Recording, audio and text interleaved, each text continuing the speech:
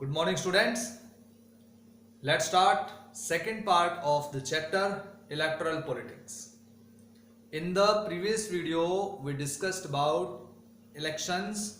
What are the elections? Why do we need elections? What is the importance of elections in a democratic country? What happens if there is no election in any democratic country? So today we'll discuss about the further topics of this chapter, electoral politics. The first topic is it good to have political competition? Erectile politics is based on the political competition, क्योंकि आपको पता है कि elections में क्या होता है, different political parties fight election, different candidates fight election and they campaign for their parties, they campaign for themselves, the leaders and candidates etcetera to win election. They do the full efforts, endeavors efforts, right? So this encourages the political competition and it resulted in the politics that is based on the fully competition. तो क्या किसी country के लिए ये competition अच्छा है या नहीं? If you suppose political competition, क्या होता है इलेक्शन कंपटीशन में, इलेक्टोरल पॉलिटिक्स में क्या होता है? जब इलेक्शन होते हैं तो आपने देखा होगा कि one leader comes right with so many active members of his और हर पॉलिटिकल पार्टी, और उसके बाद वो अपनी पार्टी के डिफरेंट पॉलिसीज बताते हैं, अपनी पार्टी के एजेंडा बताते हैं, और इसके साथ साथ वो दूसरी पार्टीज को क्रिटिसाइज भी करते हैं, दूसरे लीडर्स को क्रिटिसाइज करते हैं, उनकी बुराई बताते हैं. After some time another leader will come और वो अपनी पार्टी को अच्छा बताएगा और दूसरी पार्टी को जो थोड़ी देर पहले उसको क्रिटिसाइज करके गया वो उसको क्रिटिसाइज करेगा. So what happens in this way? This is the politics or electoral politics and this increases the political competition. तो इस तरह से कई बार गुटबाजी होती है. पार्टीसन्स जो है वो they are divided into various kinds of political parties, और इस तरह से इट इंक्रीजेस और it results to the social division. तो कई बार ऐसा लगता है कि सोसाइटी जो है वो कई पार्टीज के ग्रुप में डिवाइड हो गई है and there might be any kind of social division on the basis of this political competition. तो इसलिए हम कह सकते हैं कि is it not good for any country, क्योंकि इससे सोशल डिवीजन का खतरा होता है. It is not good for unity of the country, क्योंकि पॉलिटिकल पार्टीज हैं वो सोसाइटी को कई ग्रुप्स में डिवाइड कर देती हैं. Politically the people are divided and then they criticise each other, और इससे कंट्री के अंदर एक डेकोरम जो वो खराब होता है. तो इसलिए कहते हैं कि this is not good for the people for democratic country, this kind of political competition. लेकिन अगर हम दूसरे एस्पेक्ट को देखें तो you can explain that political competition is good for country. कैसे? If there is no political competition, how can we know about the political parties? How can we know about the merits and demerits of different political parties and different political leaders? क्योंकि हमें parties ही बताती हैं. Political parties shape the public opinion. तो public opinion किससे बनता है? Political party से बनता है. अगर पॉलिटिकल पार्टीज ना हो और पॉलिटिकल कंपटीशन ना हो, if there are no political parties, political competition will not be happen. अगर पॉलिटिकल कंपटीशन नहीं होगा तो फिर कंट्री में लोगों को पॉलिटिकल नॉलेज नहीं होगी, क्योंकि सिर्फ पार्टीज ही हैं जो हमें एक दूसरे की बुराइयां और अच्छाइयां बताती हैं.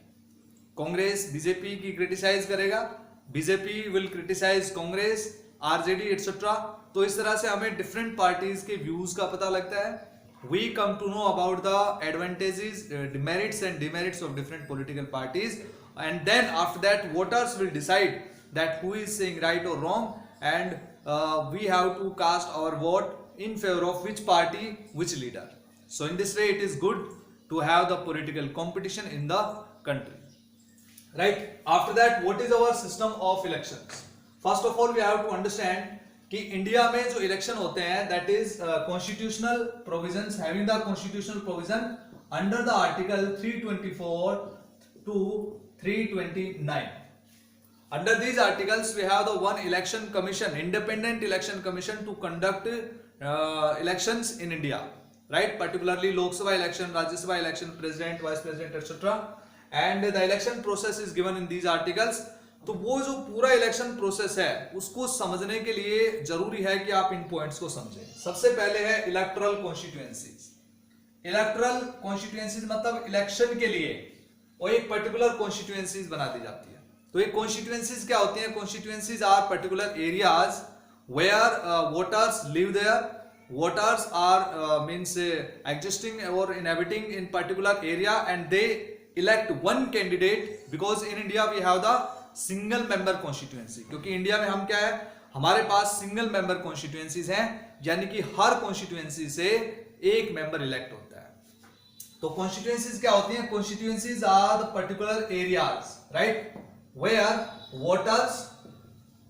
voters elect one representatives, right, one representative।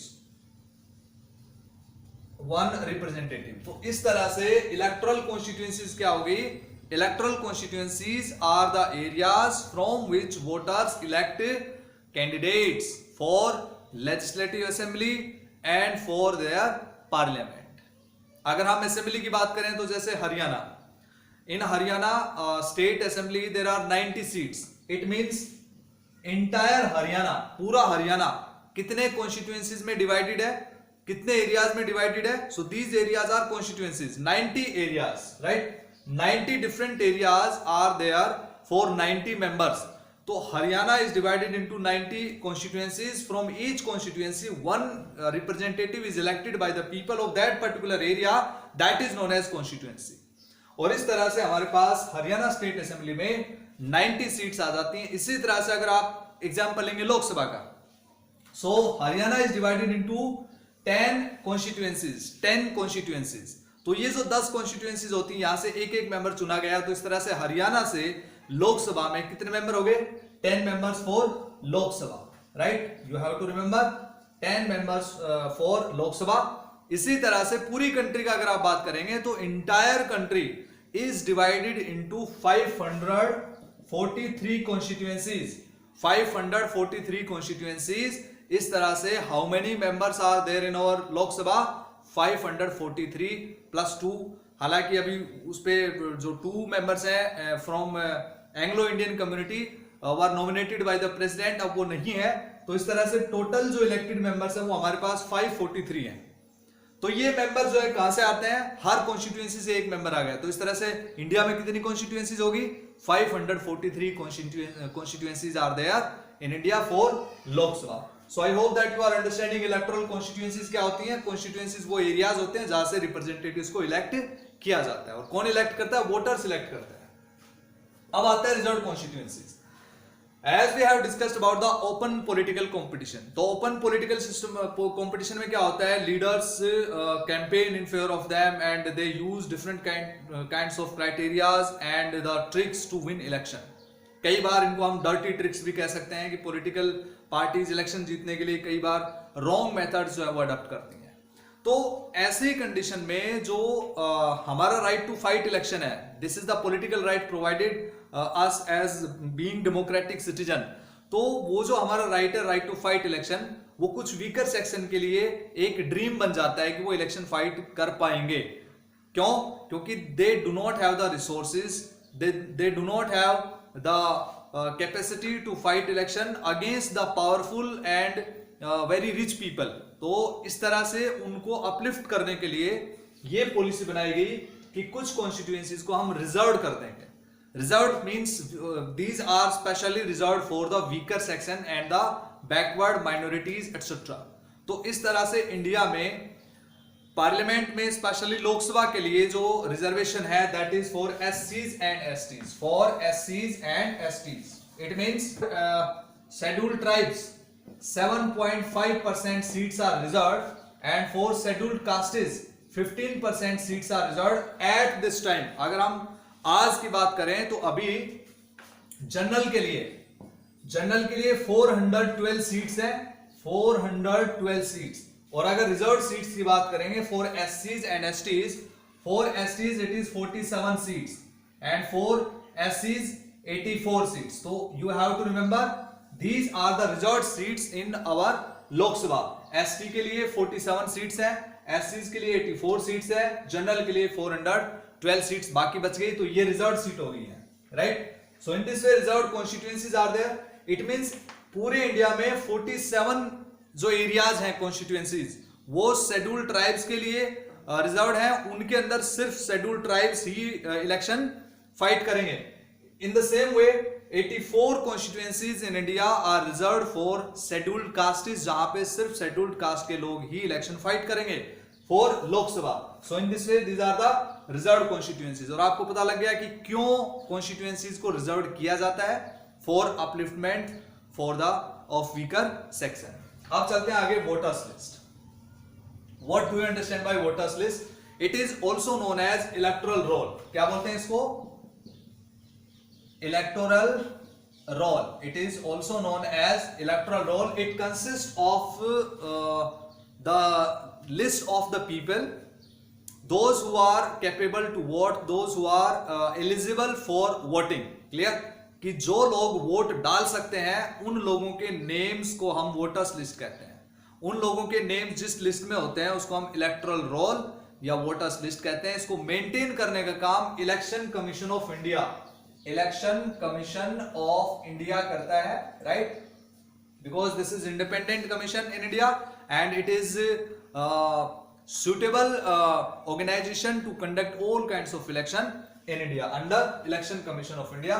तो वोटर्स लिस्ट या इलेक्टोरल रोल हम उसको कहते हैं जिसमें वोटर्स के लिस्ट होती है, वोटर्स का नाम होता है in the particular constituency, who and which people are eligible for voting. और स्पेशली इसमें एलिजिबिलिटी क्या होती है? Particular age, 18 years of age, at least 18 years of age is required for voting. यानी कि 18 साल या इससे ज्यादा का कोई भी पर्सन वोटिंग के लिए एलिजिबल हो जाता है और उसका इसके लिए वोटर्स लिस्ट में जिसका नाम होता है इलेक्शन कमीशन उसको एक एपिक देता है. Epic, what is epic? Epic means election photo identity card. इसको इलेक्टोरल फोटो आइडेंटिटी कार्ड भी कह देते हैं. और ये जो एपिक है सबसे पहले 1993 में TN. Seshan at that time he was the chief election commissioner of India. He was the chief election commissioner of India at that time. T.N. Session introduced election photo identity card in 1993. तो voting करने के लिए card आपको दिखाना होता है, उसके बाद वोटिंग करनी होती है, राइट? लेकिन बिना एपिक के भी वोटिंग की जा सकती है. At this time the Indian government, the government of India under the election commission of India has given the instructions to take other identity cards like driving license, Aadhaar card, pan card etcetera. इस तरह के 10-11 और जो है identity cards हैं जो equivalent to epic माने जाते हैं वोटिंग के लिए, राइट? तो इस तरह से वोटर्स लिस्ट में जिनका नाम होता है वोट डालते हैं और इसके लिए जो मिनिमम एज है दैट इज 18 years. लेकिन मैं आपको बता देता हूं, you have to note down dear students, ये पहले 18 years नहीं थी. पहले ये जो एज थी वो 21 years थी. इंडिया में वोटिंग का जो एज था वो पहले कितना था?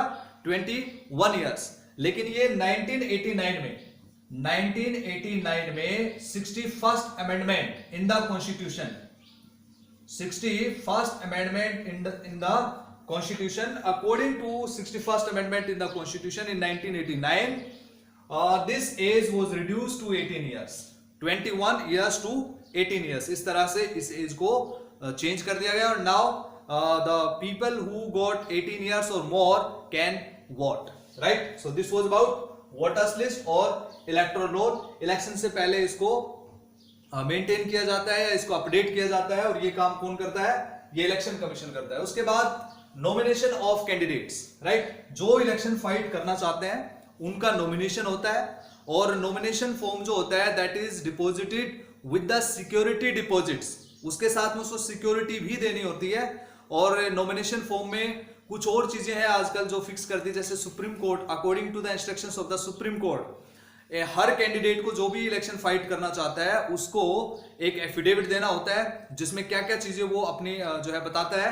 First of all he tells कि no criminal case is pending against him, right? और हर दूसरी चीज उसको बतानी होती है कि उसकी कितनी टोटल जो है अमाउंट उसके पास है या एसेट कितना है उसके पास, कितनी प्रॉपर्टी उसके पास है. और तीसरा उसको बताना पड़ता है उसकी एजुकेशनल क्वालिफिकेशन के बारे में. ये तीनों चीजें मैंडेटरी हो गई हैं according to the instructions of the Supreme Court for each and every candidate, either for state legislative assembly और फॉर लोकसभा एंड राज्यसभा और अदर इलेक्शंस, राइट? तो इस तरह से ये हो गया फिक्स आपका nomination candidates, nomination of candidates होता है, इसमें एक फिक्स पीरियड होता है जिसमें वो अपना फॉर्म वापस ले सकते हैं। अगर जब तक वो अपना फॉर्म वापस नहीं लेते हैं तो फिर इलेक्शन कमीशन उनको इलेक्शन सिंबल देता है। और जो रिकॉग्नाइज्ड पार्टी से कैंडिडेट होते हैं, यानी कि जिनको किसी पार्टी की टिकट मिली होती है, ticket means these candidates are nominated by particular party. For example किसी कैंडिडेट को इंडियन नेशनल कांग्रेस की तरफ से नॉमिनेशन मिला है तो उसको क्या मिल गया, कांग्रेस पार्टी की टिकट मिल गई, राइट। तो वो जो इलेक्शन सिंबल है कांग्रेस का यूज करेगा, रादर देन अदर जो कैंडिडेट्स बच गए उनको इलेक्शन कमीशन जो है वो नया इलेक्शन सिंबल देगा। और इस तरह से इलेक्शंस होते हैं। So this was about the nomination of candidates. अब आते हैं election campaign, right. Election campaign क्या होता है, जिसको हम हिंदी में चुनाव प्रचार कहते हैं।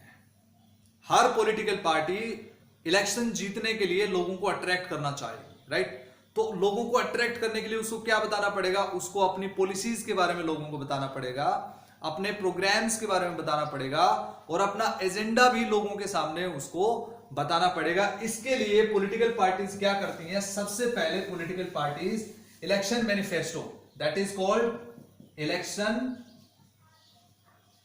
Election manifesto, it is called election manifesto, also known as in Hindi घोषणा पत्र।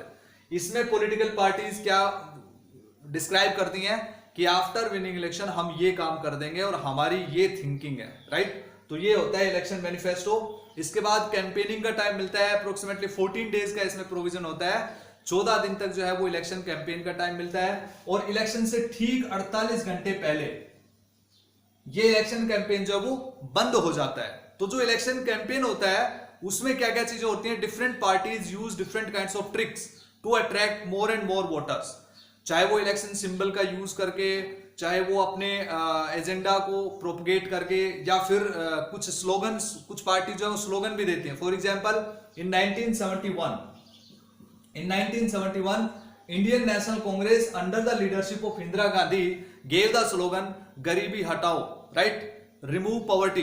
वो जो है लोकसभा इलेक्शन में दिया। इसके बाद 1977 में सेव डेमोक्रेसी जनता पार्टी ने ये इलेक्शन जो है कैंपेन के दौरान जो है वो स्लोगन दिया, सेव डेमोक्रेसी। इसी तरह से लैंड टू द टिलर, ये स्टेट असेंबली 1980 को यूज किया गया। So in this way we can say that different parties use different election symbols, election campaigns. During the election campaigns they use different kinds of slogans to attract more and more voters. For example, in 2014 election, अब की बार मोदी सरकार, this election slogan was used by the BJP part, Bharatiya Janata Party and Alliance for attracting more and more voters, right. इसी तरह से 2019 में सबका साथ सबका विकास, like this slogan was used by BJP. And 2004 feel good, this slogan was used by Bharatiya Janata party.